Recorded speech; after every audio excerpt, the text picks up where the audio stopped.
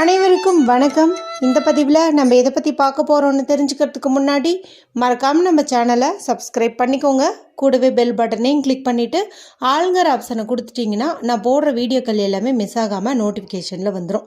இந்த பதிவு ரொம்ப ரொம்ப முக்கியமான பதிவு அப்படின்னே சொல்லலாங்க.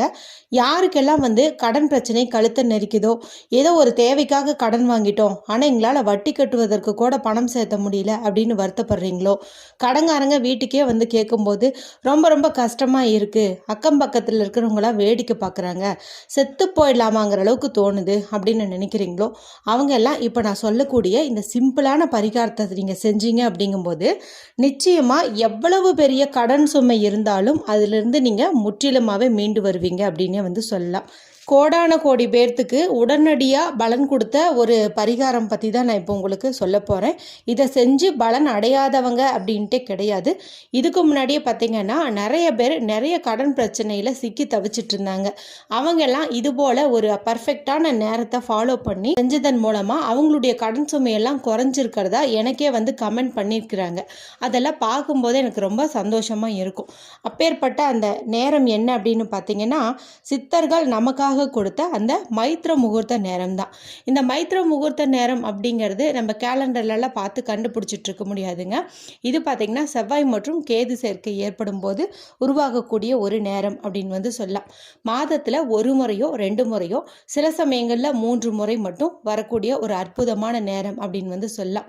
இந்த குறிப்பிட்ட மைத்ர முகூர்த்த நேரத்தில் நம்ம யார்கிட்ட கடன் வாங்கினோமோ அவங்கக்கிட்ட ஒரு குறிப்பிட்ட அளவுக்கு தொகையை, இப்போ நீங்கள் ஒரு 10,000 ரூபாய் கடன் வாங்கியிருக்கீங்க அப்படிங்கும்போது ஒரு 100 ரூபாய் அமௌண்ட்டை நீங்கள் அவங்கக்கிட்ட நேரில் சென்றோ அல்லது இந்த ஆன்லைன் டிரான்சாக்ஷன் மூலமோ நீங்கள் கொடுப்பதன் மூலமாக சீக்கிரமாக உங்களுடைய கடன் பிரச்சனையிலேருந்து மீண்டும் வரும் அளவிற்கு உங்களுக்கு செல்வம் சேரும் அப்படின்னே சொல்லலாம். ஒரு சிலர் பார்த்திங்கன்னா பேங்க்கில் கடன் வாங்கியிருப்பீங்க. அந்த மாதிரி இருக்கும்போது இந்த மைத்ர முகூர்த்த நேரம் பார்த்தீங்கன்னா ஒரு சில நேரத்தில் மிட் நைட்டில் வரும், ஒரு சில நேரத்தில் அதிகாலை நேரம் இந்த மாதிரி கூட வரும்.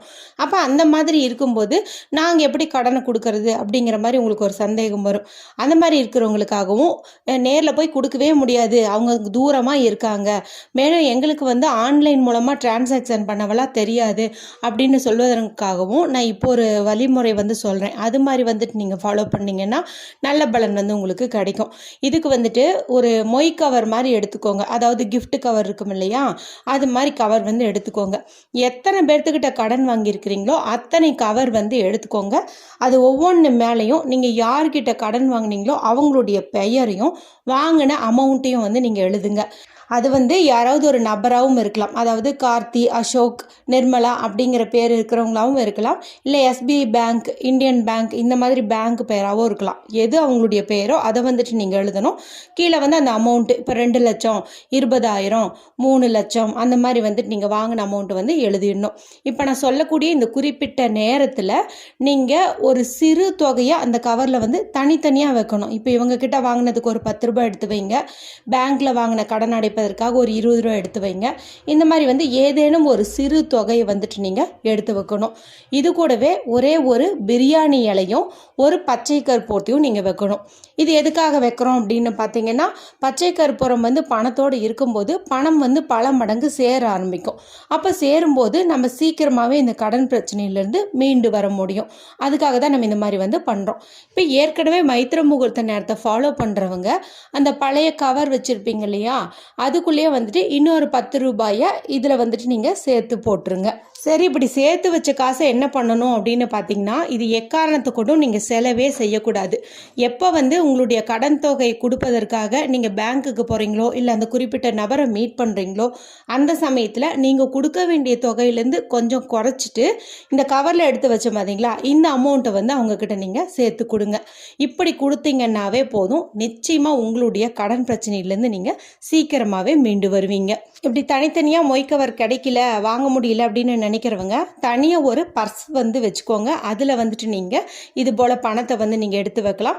பர்ஸு மேலே நம்ம எல்லாரும் எழுத முடியாது இல்லையா, அதனால் ஒரு பேப்பரில் எழுதி அந்த பேப்பரை அந்த பர்ஸுக்குள்ளே போட்டுக்கலாம். இல்லைன்னா நீங்களே கூட சின்னதாக ஒரு பேப்பரை கட் பண்ணி அது ஒரு கவர் மாதிரி கம் போட்டு ஒட்டி ரெடி பண்ணி கூட நீங்கள் செய்யலாம். சுருக்கமாக சொல்லணுன்னா அந்த டைமில் நம்ம நேரில் போய் கொடுக்கணும், இல்லைனா பணத்தை வந்து எடுத்து வைக்கணும். இது 2 மட்டும் நம்ம ஃபாலோ பண்ணோம் அப்படின்னாவே போதும். சரி, இப்போ அந்த குறிப்பிட்ட மைத்ர முகூர்த்த நேரம் எப்போ வருதுன்னு சொல்கிறேன், நோட் பண்ணி வச்சுக்கோங்க.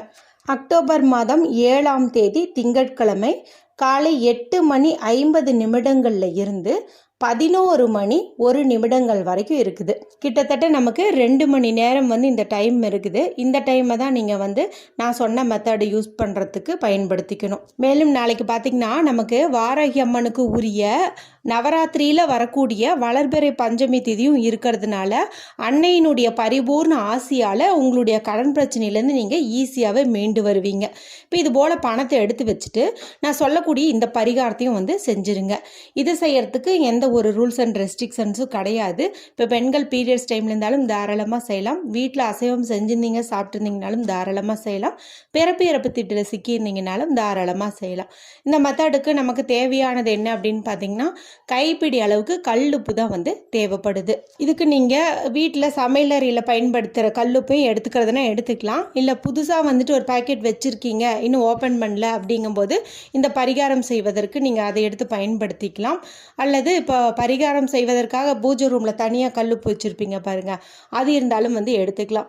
என்ன கேட்டிங்கன்னா இந்த சமையலறையிலேருந்து எடுக்கிறத காட்டிலும் இது போல் புதுசாக இருக்கிறத பயன்படுத்தும் போது நல்ல ஃபாஸ்ட்டான ரிசல்ட் கிடைக்கும் அப்படின்னே சொல்லலாம். இப்போ இந்த கல்லுப்பை ஒரு கைப்பிடி அளவுக்கு எடுத்துகிட்டு ஒரு பெரிய தட்டு எடுத்துக்கோங்க. அது வந்து சில்வர் தட்டாகவும் இருக்கலாம், எந்த தவறுமே கிடையாது. இப்போ அந்த தட்டில் அந்த கல்லுப்பு வந்துட்டு நல்லா அழுத்தம் குடிச்சு டைட்டாக வந்து பிடிங்க. நல்லா பிடிக்கும்போது பார்த்திங்கன்னா உங்களுடைய கைகளை வந்து அந்த கல்லுப்பானது குத்த செய்யும். அந்த மாதிரி குத்தணும். அப்போ தான் வந்து நம்மளுடைய கையில் ஒரு வெப்பமும் வந்து உருவாகும். அந்த வெப்பம் வந்து நமக்கு ரொம்ப ரொம்ப முக்கியம்.